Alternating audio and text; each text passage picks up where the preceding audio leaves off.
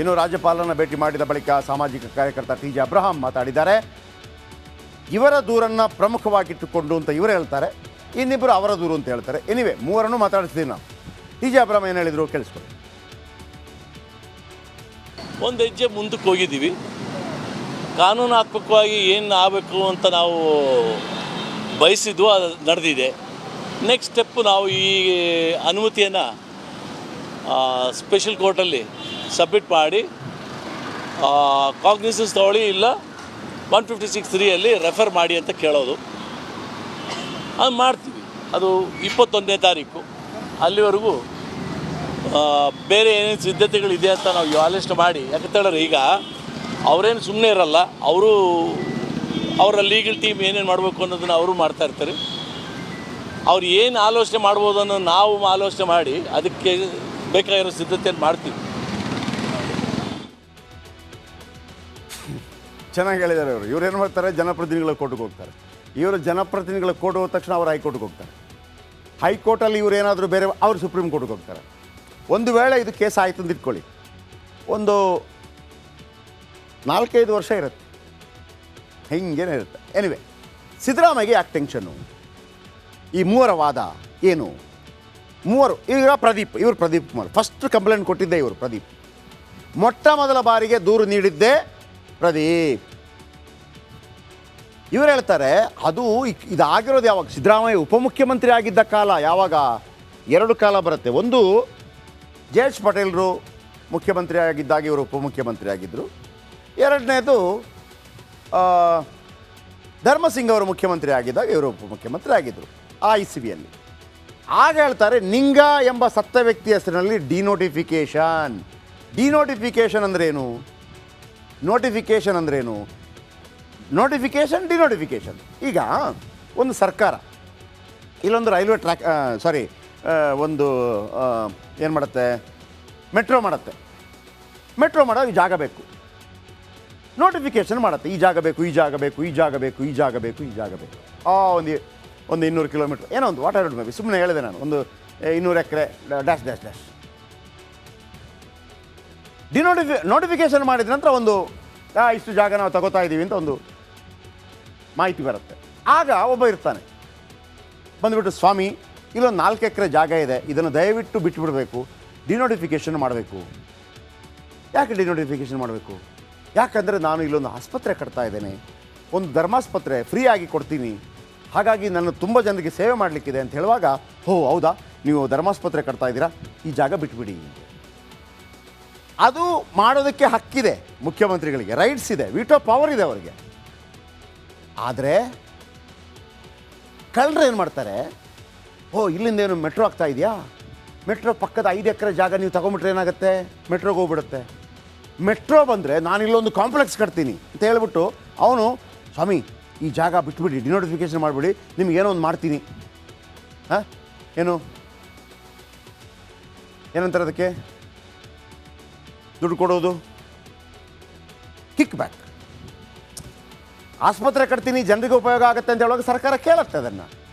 ಇವನೇನು ಹೇಳ್ತಾನೆ, ಸುಮ್ಮನೆ ಹೇಳ್ತಾನೆ ಆಸ್ಪತ್ರೆ ಕಟ್ತೀನಿ ಅಂತೇಳಿ. ಕಟ್ಟೋದಿಲ್ಲ. ಕಟ್ಟೋದು ಏನು ದೊಡ್ಡ ಬಂಗ್ಲೆ ಇದು ಅಪಾರ್ಟ್ಮೆಂಟ್ ಕಟ್ಟಿಸ್ತಾನೆ. ಯಾಕೆ? ಮೆಟ್ರೋ ಹತ್ತಿರ ಇದೆ. ಈ ಥರ ಮಾಡಿದರೆ ಡಿನೋಟಿಫಿಕೇಷನ್ ಮಾಡೋದು ತಪ್ಪಾಗುತ್ತೆ. ಅರ್ಥ ಆಯ್ತಲ್ಲ? ಡಿನೋಟಿಫಿಕೇಷನ್ ಮಾಡಲೇಬಾರ್ದು ಅಂತ ಏನಿಲ್ಲ, ಮಾಡ್ಬೋದು. ಕಿಕ್ ಬ್ಯಾಕ್ ಸಿಗತ್ತೆ ಅಂತ ಮಾಡಿದರೆ, ಸರ್ ನಾನು ಒಂದು 100-150 ಅಪಾರ್ಟ್ಮೆಂಟ್ ಕಟ್ಟಿಸ್ತೀನಿ, 50 ಅಪಾರ್ಟ್ಮೆಂಟ್ ನಿಮ್ಗೆ ಕೊಡಿಸ್ತೀನಿ ಸರ್, ನಿಮ್ಮ ಜನರಿಗೆ ಕೊಡಿಸ್ತೀನಿ ಅಂತ ಆ ಕಾರಣಕ್ಕಾಗಿ ಮಾಡಿ, ಉದಾಹರಣೆಗೆ ಹೇಳಿದ್ದು ನಾನು ಅಷ್ಟೇ. ನೋಟಿಫಿಕೇಷನ್ ಮಾಡಬಾರ್ದು, ಡಿನೋಟಿಫಿಕೇಷನ್ ಮಾಡಬಾರ್ದು ಅಂತ ಏನಿಲ್ಲ, ಮಾಡ್ಬೋದು. ಯಾವ ಕಾರಣಕ್ಕೆ ಮಾಡಿದರು? ಇಲ್ಲ ಸರ್, ದೊಡ್ಡ ಸ್ಕೂಲ್ ಕಟ್ತೀನಿ, ಫ್ರೀ ಸ್ಕೂಲ್, ಡಿನೋಟಿಫಿಕೇಷನ್. ದೊಡ್ಡ ಆಸ್ಪತ್ರೆ ಡಿನೋಟಿಫಿಕೇಷನ್. ಇಲ್ಲ ಸರ್, ಇಲ್ಲೊಂದು ಮಕ್ಕಳಿಗೆ ಆಟದ ಗ್ರೌಂಡ್ ಮಾಡಿ ಸರ್ಕಾರ ಕೊಡ್ತೀನಿ, ಡಿನೋಟಿಫಿಕೇಷನ್. ಇದಕ್ಕೆಲ್ಲ ಅವಕಾಶ ಇದೆ. ಆದರೆ ಸರ್ ನಾನೊಂದು 200 ಹೆಂಗೂ ಬರ್ತಾ ಇದೆ, ದೊಡ್ಡ ಬಿಲ್ಡಿಂಗ್ ಸರ್, ನಿಮಗೆ ಲಾಭ 50-50, ಅದು ಕಿಕ್ ಬ್ಯಾಕ್. ಇವರೇನು ಹೇಳೋದು, 2020ರಲ್ಲಿ 50-50 ಅಡಿಯಲ್ಲಿ 14 ಸೈಟ್ ಪಡೆದರು ಸಿದ್ದರಾಮಯ್ಯ. ಮುಂದುವರೆದ ಬಡಾವಣೆಗಳಲ್ಲಿ ಸೈಟ್ ಪಡೆದರು ಸಿದ್ದರಾಮಯ್ಯ. ಕೆಲ ದಾಖಲಾತಿಗಳನ್ನು ತಿದ್ದಿದ್ದಾರೆ. ಅದಕ್ಕೆ ಅವರ ಬಳಿ ದಾಖಲೆ ಇದೆಯಂತೆ. ಯಾರೋ ಪ್ರದೀಪ್ ಬಳಿ. ಇಂಥ ಕಡೆಯಲ್ಲೇ ಸೈಟ್ ಬೇಕು ಅಂತ ಕೇಳಿದ್ದಾರೆ. ಅಧಿಕಾರದಲ್ಲಿದ್ದಾಗ ಮುಡಾದ ಸದಸ್ಯರಾಗಿದ್ದರಂತೆ, ಮೈಸೂರು ಉಸ್ತುವಾರಿ ಕೂಡ ಆಗಿದ್ದರಂತೆ. ಡಿ ಸಿ ಎಂ ಆಗಿದ್ದಾಗ ಸಿದ್ದು ಈ ಹಗರಣದಲ್ಲಿ ಭಾಗಿಯಾಗಿದ್ದರು. ಹಾಗಾಗಿ ಅಧಿಕಾರ ದುರುಪಯೋಗ ಆಗಿದೆ. ಇದು ಪ್ರದೀಪ್.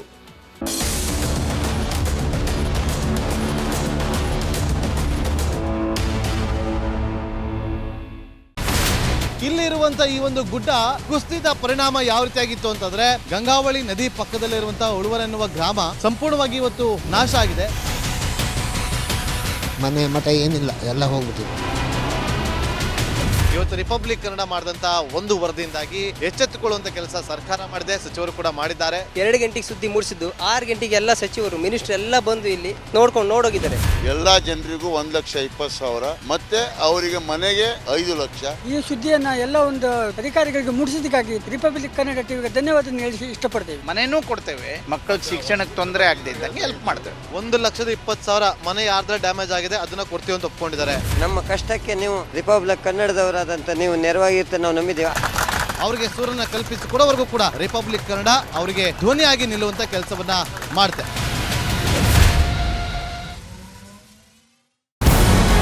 ನಮಸ್ಕಾರ, ಕರ್ನಾಟಕ ಪ್ರೈಮ್ ಟೈಮ್ಗೆ ಸ್ವಾಗತ.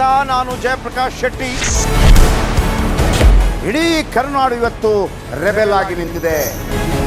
ಈ ಹಗರಣಗಳನ್ನು ಸದನದಲ್ಲಿ ಪ್ರಸ್ತಾಪ ಮಾಡಲು ಕೂಡ ಕಾಂಗ್ರೆಸ್ ಹಿಂದೇಟು ಹಾಕಿದ್ದೇಕೆ?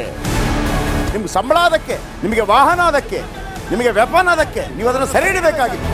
ನೀವು ವಿದ್ಯುತ್ ಬರ ಇದೆ ಅಂತ ಹೇಳ್ತಾ ಇದ್ದೀರಿ, ಎಲ್ಲಿ ಬರ ಇದೆ ನೀವು ಹೇಳಬೇಕು. ಪಾಕಿಸ್ತಾನ್ ಆಕ್ಯುಪೈಡ್ ಕಾಶ್ಮೀರ್ ಅದು ಎಂದೆಂದಿಗೂ ನಮ್ಮದು. 40 ಮೆಷಿನ್ಗಳು ತಂದಿತ್ತು ನೋಟ್ ಎಣಿಸುವುದಕ್ಕೆ, ಅದೇ ಹಾಳಾಗಿದೆ. ಮಥುರಾದ ಗಲಾಟೆ ಇದೆಯಲ್ಲ, ಅದು ಸ್ಥಳೀಯವಾಗಿ ಕೂತು ಪರಿಹರಿಸಬಹುದಾದಂಥ ಕಾನೂನಿದೆ. ಗ್ಯಾರಂಟಿ ಯೋಜನೆಯಿಂದ ನಷ್ಟ ಆಗಿದೆ, ಲಾಭ ಆಗಿದೆ, ದಯವಿಟ್ಟು ಹೇಳಿ. Dawood Ibrahim most wanted criminal ಯಾವಾಗಾದ ಅಂದರೆ ಇಲ್ಲಿ ತನಕ ಭಾರತ ದೇಶದಲ್ಲಿ ಓರ್ವ ದಲಿತ ಪ್ರಧಾನಿಯಾದಂಥ ಇತಿಹಾಸವೇ ಇಲ್ಲ. ರಿಪಬ್ಲಿಕ್ ವರ್ಲ್ಡ್ ಆಪ್ ಇದು ಕೇವಲ ಅಪ್ಲಿಕೇಶನ್ ಅಲ್ಲ, ಸಮಗ್ರ ಸುದ್ದಿಗಳ ಸಂಪರ್ಕ ಮಾರ್ಗಕ್ಕೆ ಕ್ರಾಂತಿಕಾರಿ ಬದಲಾವಣೆ.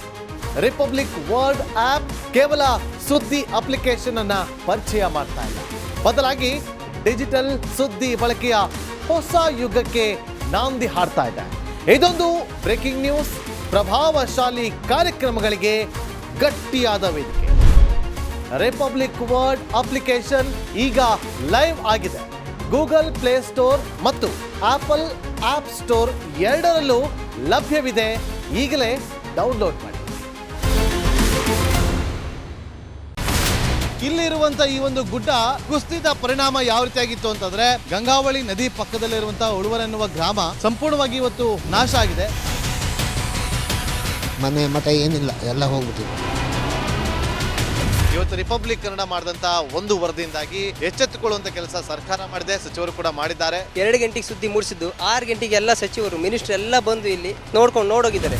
ಎಲ್ಲಾ ಜನರಿಗೂ 1,20,000 ಮತ್ತೆ ಅವರಿಗೆ ಮನೆಗೆ 5 ಲಕ್ಷ. ಈ ಸುದ್ದಿಯನ್ನ ಎಲ್ಲ ಒಂದು ಅಧಿಕಾರಿಗಳಿಗೆ ಮುಡಿಸಿದಕ್ಕಾಗಿ ರಿಪಬ್ಲಿಕ್ ಕನ್ನಡ ಟಿವಿಗೆ ಧನ್ಯವಾದ ಹೇಳಿ ಇಷ್ಟಪಡ್ತೇವೆ. ಮನೆನೂ ಕೊಡ್ತೇವೆ, ಮಕ್ಕಳ ಶಿಕ್ಷಣಕ್ಕೆ ತೊಂದರೆ ಆಗದೆ ಇದ್ದಂಗೆ ಹೆಲ್ಪ್ ಮಾಡ್ತೇವೆ. 1,20,000 ಮನೆ ಯಾರ್ದ್ರ ಡ್ಯಾಮೇಜ್ ಆಗಿದೆ ಅದನ್ನ ಕೊಡ್ತೀವಿ ಅಂತ ಒಪ್ಕೊಂಡಿದ್ದಾರೆ. ನಮ್ಮ ಕಷ್ಟಕ್ಕೆ ನೀವು ರಿಪಬ್ಲಿಕ್ ಕನ್ನಡದವರಾದಂತ ನೀವು ನೆರವಾಗಿರ್ತ ನಾವು ನಂಬಿದ್ದೇವೆ. ಅವರಿಗೆ ಸೂರನ್ನ ಕಲ್ಪಿಸಿಕೊಡೋವರೆಗೂ ಕೂಡ ರಿಪಬ್ಲಿಕ್ ಕನ್ನಡ ಅವರಿಗೆ ಧ್ವನಿಯಾಗಿ ನಿಲ್ಲುವಂತ ಕೆಲಸವನ್ನ ಮಾಡುತ್ತೆ.